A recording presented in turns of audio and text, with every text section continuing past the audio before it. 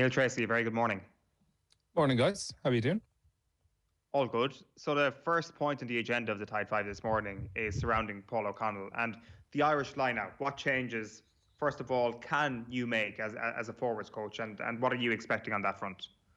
Yeah, I suppose this Tide 5 is probably more of a kind of like 5 things I'm just kind of looking forward to seeing throughout the tournament.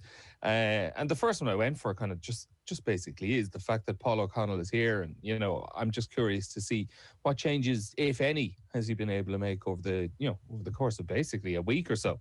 I imagine he was, watching a lot of tape in the weeks previous, and maybe he was in touch with a couple of the more senior and key players to run through a few ideas before they actually met up in camp. But for the most part, he's only had a week with this pack. So I'm curious to see what changes, if any, could he be making. And, he spoke yesterday and he said that obviously experience is really the main thing that improves the line-out and improves players' judgment of a line-out and their ability to come into to step into a line-out and basically to be able to read the situation, to be able to look at where the defence is setting up and lining up and knowing, okay, this time, okay, we might have our call set, but you know what? We can change it. Let's go up at 2 rather than 4 because I just prefer the look of what's here in front of me.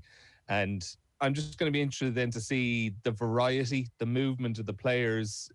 How often are they directly challenged as well? Because in the year or so previous in particular, I think the line-out was probably maybe slowly becoming an issue for a couple of years. But over the course of this season, and in particular the latter stages of the season, it seemed the teams were able to read Ireland incredibly easy and pick out the amount of times that Irish players went up challenged in the line-out was actually startling. And I'm just going to be curious to see how often that happens this time around, because if it's not happening, essentially it's meaning that Ireland are kind of creating a lot more space and putting a bit more doubt in the opposition's minds and just kind of slowing them down a little bit, and they're not as easy to read.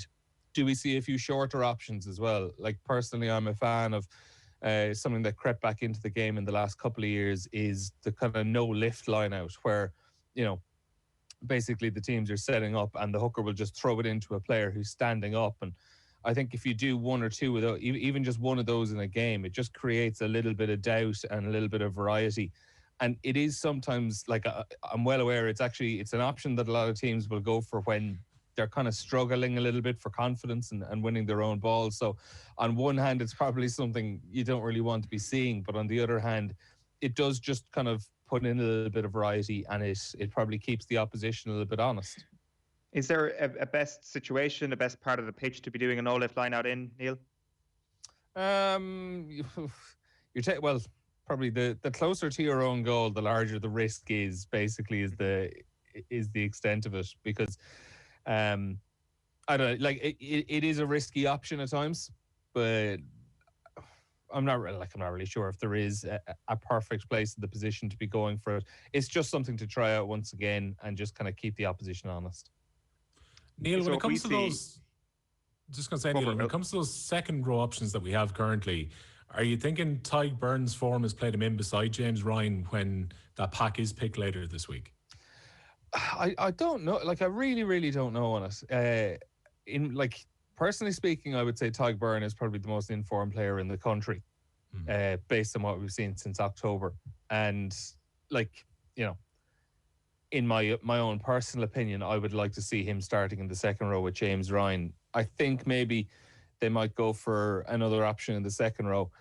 And now look that there's an option in the back row as well to play Tadhg Beirne this week as well, because Caelan Doris is out. That means you're probably more than likely you're pushing CJ Stander back to number 8.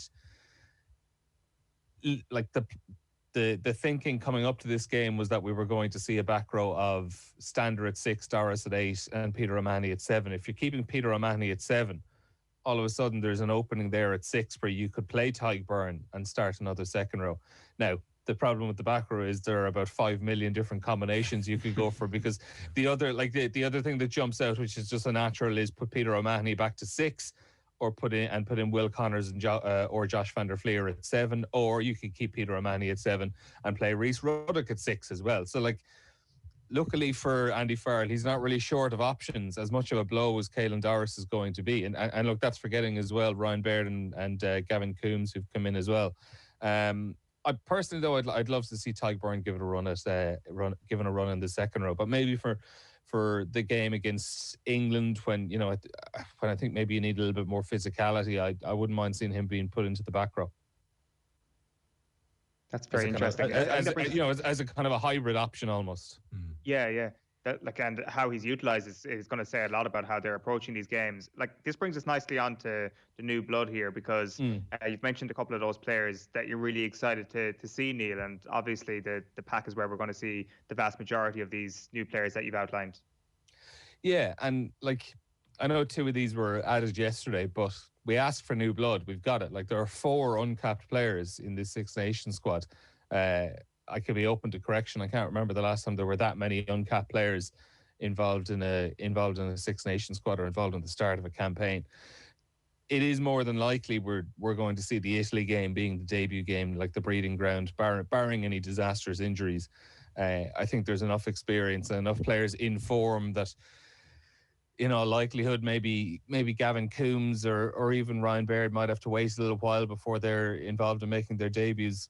And I think the unfortunate part is the likes of Tom Otoole and maybe Baird as well. If it wasn't for the COVID-19 pandemic, the 2 of those guys would, I don't know, I'd say they'd probably be Irish internationals at this stage. They were both involved in the Six Nations squad this time last year, and it was like leading up to the Italy game, a lot of people were expecting they were going to be seeing some bit of game time. Unfortunately for them, that didn't arrive because it was postponed. And then by the time things rolled around in October and November, they were injured again and had to miss out on the squad, unfortunately. For Craig Casey, I spoke about Casey last week as well. I just love watching him. I just think he's absolutely brilliant. He's electric. He really, really lifts the pace. And I think I've seen him. I think you would have seen it with Munster, the pace he brings, particularly off the bench as well, when a game might be starting to get a bit disjointed on 60 minutes or so, is that it's reminiscent of when Albie Mathewson was coming onto the pitch for Munster a couple of years ago. Just the energy he was bringing, and just the delivery of service he has, and the pass and the speed of the pass is just absolutely outstanding. But look, we asked for new blood and we're getting it. How much responsibility would you put on the shoulders of Paul O'Connell to ensure that some of these guys actually reach the next level, especially as we say that some of these are forwards? Like, obviously the James Ryan progression into Ireland captain over the next couple of years is going to be interesting, but the likes of Ryan Baird, for example, how much can a coach take him under his wing, a coach like Paul O'Connell take him under his wing? To be honest, I'm not really sure how much he can. Like, I think most of this kind of blood again is going to be done at provincial level. You know, it's going to be done on a week to week basis, where he's in there, like Ryan Baird, for example, where he's got Leo Cullen for guidance. Leo Cullen was one of the best line-out operators in Ireland over the course of the last 30 years. So, you know, I don't think he needs to be looking too far away from Leinster to be getting that guidance and to be getting that mentorship as well. Likewise with someone like Gavin Coombs, you know, he's got brilliant coaches down there in Munster as well, like Van Gran and Graham Roundtree as well. And Tom Otoole, like, he's got Dan McFarland, who is an absolutely outstanding prop there at Ulster. So the options that they have on a week-to-week basis, I don't really necessarily think that the Irish coaches have to be kind of carrying them on that little bit more, because, you know, they're only meeting up a handful of times a year. Neil, when it comes to Otoole, I was asking Andy Farrell about this last week. He says he's a lot of faith in him, and that's the reason he's picked him. He feels he can actually make an impression straight away. It's not a case of just getting experience into him. There is a possibility that he gets some game time during this Six Nations, given just the profile of the way the props have been picked. You know, Kilcoyne and Furlong are coming back from injuries. There is that kind of split between tight head and loose head, which is very much on the loose head side currently. Andrew Porter is going to be expected to play across both sides. There is that chance, depending on what happens, that Otoole could find himself getting a bit of game time during this championship. Yeah, and I think it's a massive show of faith in Andy Farrell that he has gone for Tom Otoole here, when you consider, as you said, the injury profile Tadhg Furlong has had. Like, you know, he hadn't played a game of rugby in 11 months by the time that Andy Farrell picked that squad. I know he got a run out for the Scarlets or against the Scarlets last weekend, so it's probably an indicator he is going to get some bit of game time again this weekend, maybe with Porter starting and Furlong off the bench. But, you could have forgiven Andy Farrell, I think, given the way that Furlong situation was going, to pick someone like John Ryan or to pick someone like Finlay Bealham, who has that little bit more experience that he knows what he's getting and he can go back and rely on a little bit. But I think it clearly shows that he obviously rates Tom Otoole, and I would say that's a massive confidence for the player as well at such a young age. We do want to move on to a couple of the other teams involved in the Six Nations this year, but just finally on Ireland, Neil, what represents success for them in this year's Six Nations, in your view? Success is probably 4 wins. So obviously one of those being France or England. An okay return is 3 wins and losing, as I think maybe a lot of people are expected to France and England. And a poor Six Nations is losing to France and England and then losing to maybe one of Scotland and Wales on top of it. So it's probably, you're looking at 3 different outcomes there. Let's talk about France. And do this new team have enough depth in the squad? This is something we want to get stuck into here because they've got injuries at the moment, Neil.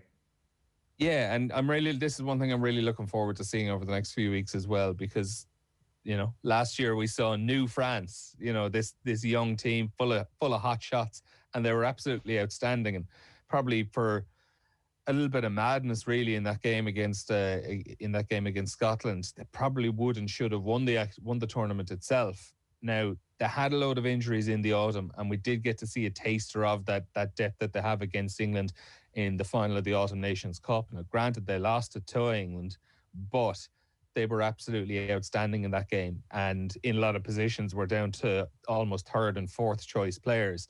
So I think that was a nice little indication that there is a bit of depth there. I'm just looking forward to seeing a little bit more in this tournament because they have some high-profile injuries. Virimi Vakatawa, Kamil Shat is unavailable, Thomas Ramos, who I know wasn't involved too much last year, and Roman Ntamak as well. So we did get a taste, and we saw some of those younger players like Anthony Bouthier, Matthew Jalabert as well. Were quite impressive when they got to play. But one thing they do have this year as well is Antoine Dupont, who is just the most joyous rugby player to watch in the world at the moment. I think by a mile, most people would say now the best scrum half in the world. And just the things he can do with the ball, he just seems to pop up everywhere. It's not just kind of his work as a kind of classic scrum half. He seems to be popping up on the wing. He seems to be popping up at full back, stepping into the line, things like that. He just can do it all. And it looks as well like they're going to have, even looking at the forwards, Gregory Aldrich looks like he's available again after injuries. There was kind of fears he was going to miss the start of the tournament and maybe even the Ireland game, but he seems to have been past fit. 3 man of the matches during the tournament for France as well last term. So this is the litmus test then for the French depth over the next few weeks. We obviously know that the headline stars in this team are just going to be absolutely amazing, are already amazing, as you say, Dupont, one of the best players in the world at the moment. But it's more a test of the names that we will be less familiar with this year. When they start to get significant game time, are they able to keep up that really high performance level? Yeah, if France can really, really impress this year, and maybe winning it might look a little bit beyond them. They're away to England this year, so you'd probably just be favouring England to win the tournament itself. But if France pick up 4 wins this campaign, you look at that and you look at doing it without Vakatawa, doing it without Roman Ntamak, Kamil Shat as well. That's pretty ominous. That's pretty fearsome if they can do that this season. I wonder as well, Neil, how much of the consideration comes into it for France that they are into year 2 of a cycle, getting ready for a home World Cup too, that it might not be a bad thing for some of these guys to get blooded in during this tournament. Oh, 100%. Now, France have never had an issue really, I suppose, with blooding players in. Their problem was that they were happy to blood in 5 players every week just because they had no idea what they were doing. The amount of halfback partnerships they would just churn through was hilarious, really. Even back in the years when they were when they were consistently challenging for Six Nations titles, there was always a dysfunction with them off the pitch that they could never settle on teams and particular half-back pairings. And it's probably something Galtier has had to deal with a lot in his first year, that despite the fact that things have been very settled, he has had to change the team a lot. through no choice of his own, just down to the injuries and maybe suspensions along the way as well. But luckily for him, they're picking well, and they're picking players, and everyone just seems to be buying into the right ethos. And last week, Neil, Galtier was saying England should be considered the favourites to retain their title.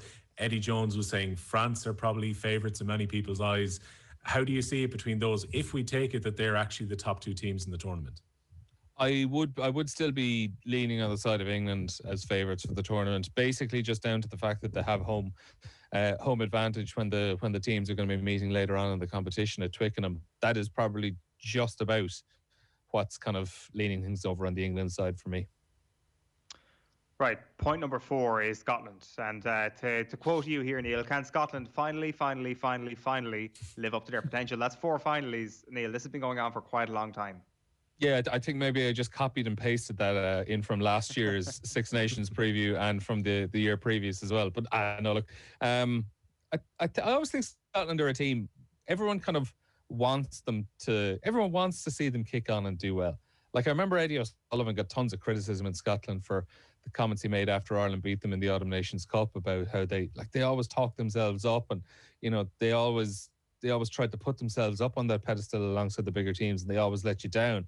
And he got tons of abuse for it, but ultimately he was right. We've been waiting the guts of a decade now. It feels like every single year we're talking about, Kate, Scotland, they have a handful of good individual players, and it's just about whether they can gel this together, and they can put a couple of results together, but they always seem to have an absolute howler of a game in their locker. And going back to it again this year, let's run through the really, really good players they have, because they have, Finn Russell hasn't gone AWOL again this year. They've managed to keep hold of him. They allowed him to have his 2 or 3 beers in the team hotel maybe. But I just think when you have Finn Russell in your team, literally anything is possible, because he is he can just do anything. I don't even know how to even kind of sum him up. He is just such an entertaining player to watch. He's such an enjoyable player to watch, and he's a player that when he is on his game, he probably puts an enormous amount of confidence in all the players around him. And then around the rest of the pitch as well, Duan van der Merwe is someone who came in on the wing for them over the course of the last year as well. Jamie Ritchie, who's just signed a massive contract extension to stay in the country. He is playing the rugby of his life. And someone I'm looking forward to seeing as well, which kind of leads maybe on towards the next point, the final point in this side 5, is I'm hoping we're going to see a little bit, and I think we will see a bit of Cameron Redpath. He's the son of Brian Redpath, the former Scotland scrum half. English born, and has declared for Scotland pretty much right on the eve of the tournament, right on the eve of the Calcutta Cup as well, which is coming up on the opening weekend. So that's sure to add a little bit of extra spice into things. He's a out half come centre, but will probably be playing centre for Scotland given Finn Russell's situation. And just looks like a really, really exciting player. I think he's only around 21 years of age. But he looks absolutely brilliant anytime. I suppose the bits and highlights I've seen from him with Bath. You think he could be a Lions bolter? Who knows?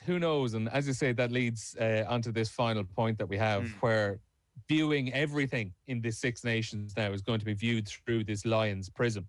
And I'm very much one of these people that, where possible, I do my best not to entertain any Lions conversation until the Six Nations in the year of the competition. I get so annoyed where you're like in the middle of a Rugby World Cup, which is like almost 2 years out from the Lions, and people are going, trying to pick their various Lions teams, and you're just like, what is the point in that? It is so utterly pointless, because you don't even know if this guy's going to be playing professional rugby in 2 years' time.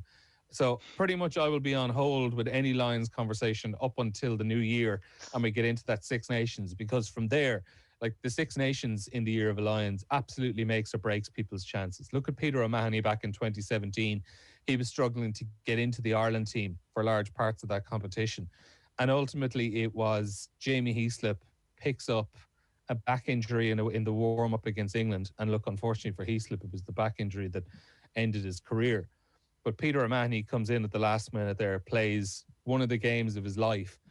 And that probably was the tipping point that slipped him over into the Lions team. And a couple of months later, he was captaining them in the first test. So it just shows the impact that a couple of big performances in the Six Nations can be. And we always love to try pick out the bolters. I was trying to look through things last night, and it's so tough to actually figure out what way to lean when you're talking bolters, because so much of it just comes down to like team selection on the opening weekend. Because if you have a young player in your head and in your mind and you think they might have a really, really good chance, if you see that they're not going to be given the run, or they might only get a couple of minutes here or there, it's probably tough to put the faith in them for Lions. But look, there are quite a lot of good young players in there in the Six Nations who, if they can get the opportunities, can absolutely throw themselves in, because there are a lot of positions where maybe the backup slots are probably wide open. I'm just going to run through some names now. These could be absolute hit or miss, I think, some of these guys. But if you look at out half, outside of Owen Farrell and Finn Russell, there probably is another slot there up for grabs. I know George Ford will probably fancy it himself, but I think someone like Callum Sheedy with Wales could have a really, really good crack at putting his hand up if he can nail down the starting spot with Wales. Out half for Bristol, he's been absolutely fantastic. Another Bristol player as well. There's a couple in here as well. Max Malins for England. He's someone who, if he can nail down that fullback slot, I've seen him a few times playing for Saracens previously, and he's with Bristol at the moment. He looks really, really good. Other guys for England, Paolo Adogwu of Wasps. There is a bit of a hole in the English centre at the moment, and potentially he might be able to fill it. He kind of plays wing and centre for Wasps. He's got 5 tries in the Premiership this season, and he's looked really, really good, as has Jack Willis as well, another Wasps player. The flanker. A couple more for Wales to look out for. Louis Rees-Zammit, who is someone that I thought was going to have a big breakthrough year last year, but obviously the way the season probably was disjointed, it probably went against him. But he's got another good opportunity of really having a crack and making himself a Lions bolter. Another one from Wales, Thomas Williams. I know he's 26, so maybe bolter feels a little bit... probably not giving him enough credit by calling him a bolter. He'd probably fancy himself as being in contention in general. For Ireland, who are the Lions bolters? Potentially Hugo Keenan, maybe Ryan Baird, but like all of this, it just constantly depends on what way the team selections go early on, because, you know, Ryan Baird might play one game in this competition against Italy. He might, on the other hand, he might play 4 or 5. We just really don't know. We need to get an indication of what way the teams go.